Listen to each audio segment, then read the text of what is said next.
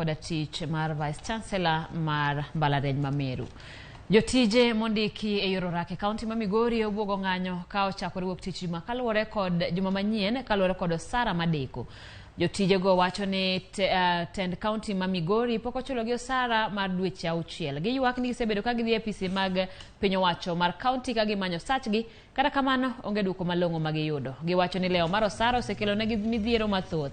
Wira ni kata mana nyithindgi ok nyal dhi sikul, ka bende ok ginyal yudo thieth kata chulo ting' mamoko magopegi ka koro gopegi dhuolore.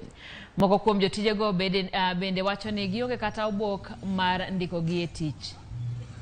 We are telling the county government that as from Monday next week, we will parade and we will not go to work again unless they pay us before Monday. It is very painful.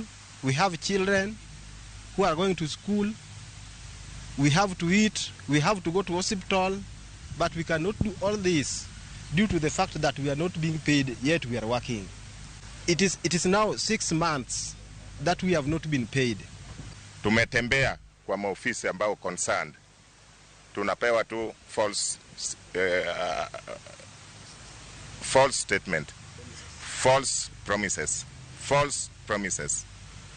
Paka leo tumefika hapa. Chenye inanisangasa ni moja. Tukienda kwa waziri wa fedha, anatuambia tusikuje kwa watu wa matangazo, tusikuje kwa press.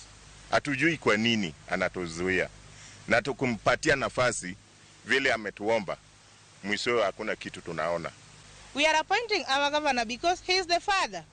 He is our father. All our problems we have to run up to him, because we have tried to go to the ministers, no reactions.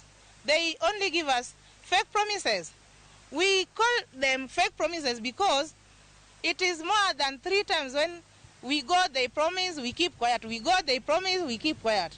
So we now want to go direct to the governor so that if governor can help us, let him help us. We are crying.